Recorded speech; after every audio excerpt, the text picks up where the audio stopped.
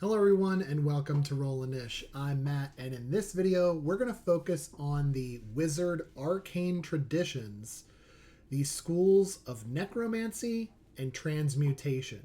If you haven't done so already, we have some videos on the Wizard class, such as our Intro to Wizard video. This is going to show you the things that all wizards get. We have a video called Wizard Arcane Traditions, Schools of Abjuration and Conjuration, which focus on the first two options for your arcane traditions that you get at second level and all the features that come along with either one. There's a video called Wizard Arcane Traditions, Schools of Divination and Enchantment, which cover those two schools and the features they get if you choose either option.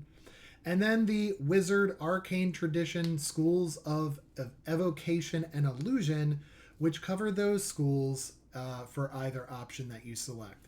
This is the last one in that series with the Schools of Necromancy and Transmutation. So selecting either are going to give you some very unique features. Let's dive into the School of Necromancy. This happens to be a very popular arcane tradition chosen by those who play the wizard class. And this allows one to control the forces of life, death, and undeath. Essentially, your studies are going to focus on what makes life happen, why does death take place, and how can we undo that.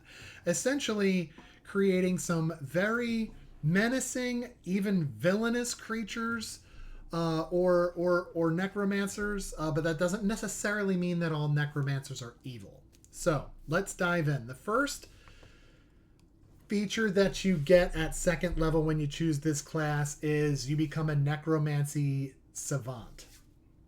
This just means that anytime you're adventuring and you find a mage's spell book or a spell scroll and you want to copy that into your book, you could do so, and it would cost you 2 hours and 50 gold per level of spell that you're learning to get that copied over. And that factors in all kinds of things, like the amount of time it takes to practice and learn the spell well enough to be able to prepare it later. It factors in the cost of the material components that you might need to get to practice that spell. All that's pre-factored in. Essentially, becoming a savant just means that if you come across a necromancy spell in this way, the amount of time you spend and gold you spend to learn it is halved. So it would take you 1 hour and 25 gold to learn per level of spell to learn it instead. You also get a feature at second level called Grim Harvest. What this means is once per turn, when you kill one or more creatures with a spell of first level or higher, you regain hit points equal to twice the spell's level, or 3 times its level if the spell belongs to the School of Necromancy. So again, you don't have to only take necromancy spells. You could take other spells. But the majority of them should probably be necromancy spells if you're going to make a good necromancer.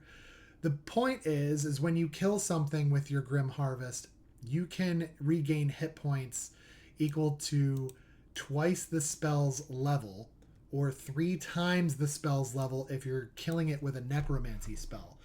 There's no real science to figuring out how close you are to killing off a target. So the best advice I could give is use your best judgment. I know players that track the amount of damage that is a target has taken. And I hear conversations at the table, guys, we've done like 85 damage on this thing. We're probably close to finishing it off. All right, if you're guessing like that, you might as well guess, and maybe on your next turn use a necromancy spell if you're low on health. And if you happen to kill it, you get a little bit more of a boost in that Grim Harvest. Pretty cool feature either way. At 6th level, you get Undead Thralls. This means you get to add the Animate Dead spell to your spellbook if it's not already there.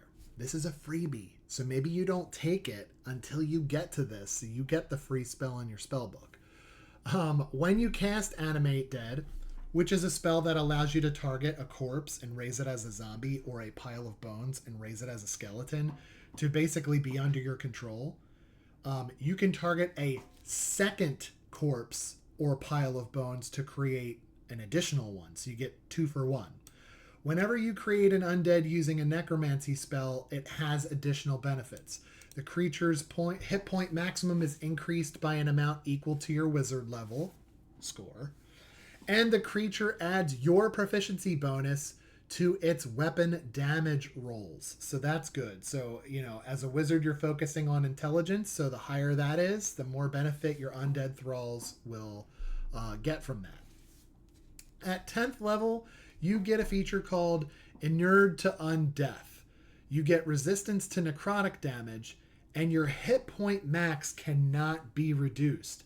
There are a lot of creatures that have the ability that when they hit you and deal necrotic damage to you, they could also reduce your hit point max either up to half or equal to the amount of necrotic damage taken. And that's really detrimental, especially because it's lowering your max until you long rest to get rid of that effect.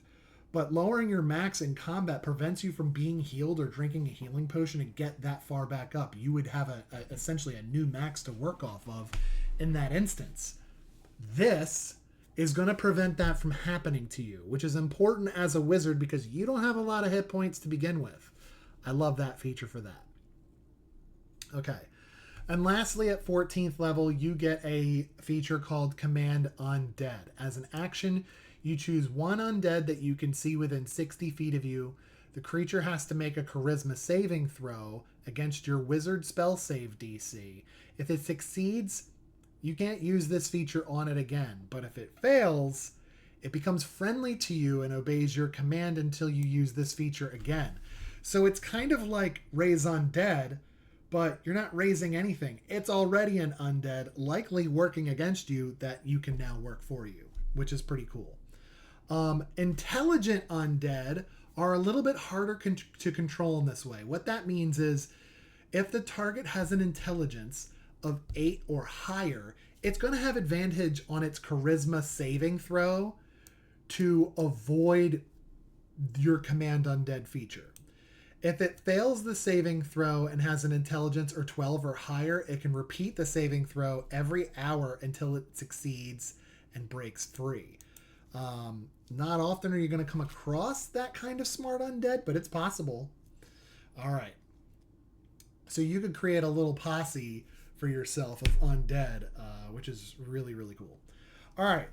Lastly, last but not least, is the School of Transmutation. To you, transmuters, the world is not a fixed thing, but it's malleable and it's changeable. You wield the raw magic needed to create or learn to alter physical forms or mental qualities. That's what transmutation is. First thing you get when you choose the School of Transmutation, you become a transmutation savant. You come across or purchase a wizard spellbook or a spell scroll. Typically it costs you 2 hours and 50 gold per level spell to learn that new spell. If it's a transmutation spell, it'll be 1 hour and 25 gold, so much cheaper. A little bit of a discount there.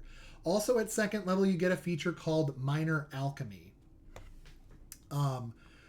You basically perform a special alchemical procedure on one object composed entirely of wood, stone, but not a gemstone, so we're talking rock, iron, copper, or silver, transforming it into a different one of those materials.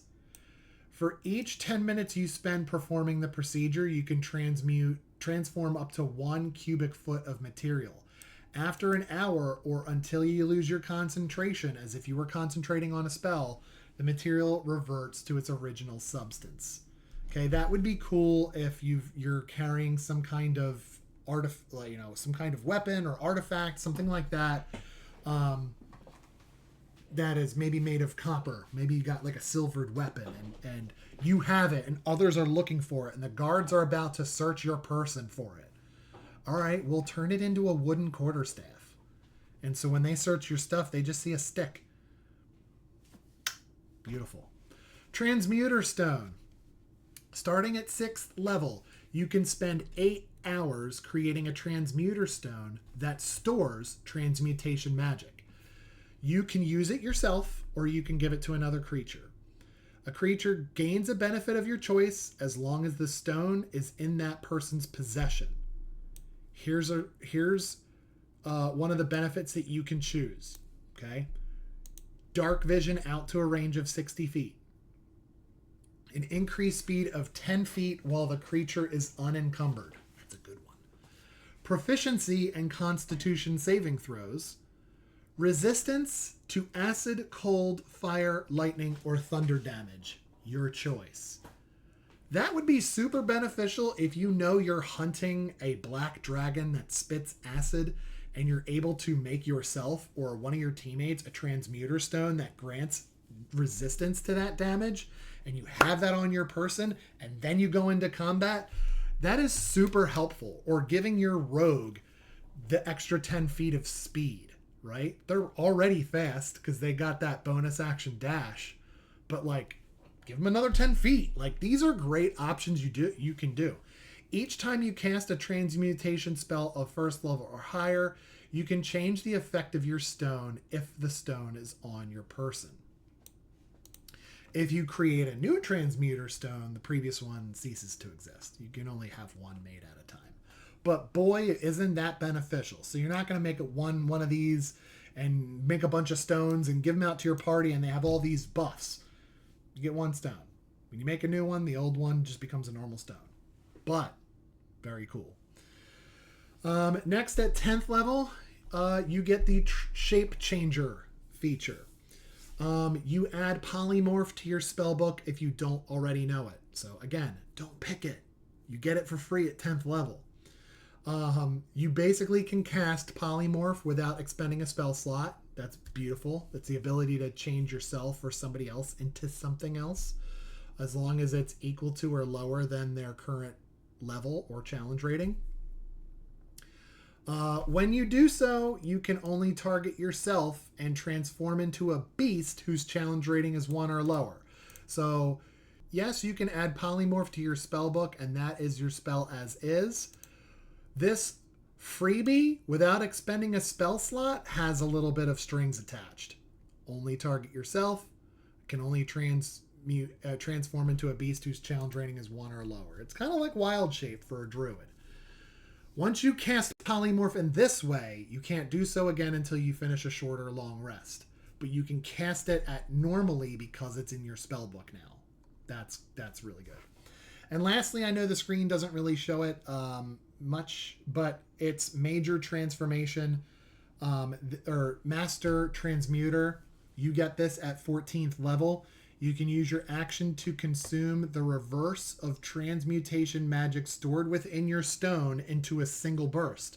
When you do so, choose one of the following effects. Major Transformation. You transmute one non-magical object no larger than 5-foot cube into another non-magical object of a similar size and mass of equal or lesser value. Okay, you can't turn a wheel of cheese into a wagon wheel, right? They're different sizes dimensionally. But you could do stuff. You can spend 10 minutes handling that object to transform it. Okay, that's Major Transformation. Another option is, I think it's pronounced Panacea. You remove all curses, diseases, and poisons affecting a creature that you touch with the Transmuter Stone. Love that. The creature also regains all its hit points. Love that. That is a massive heal. I'm all about that.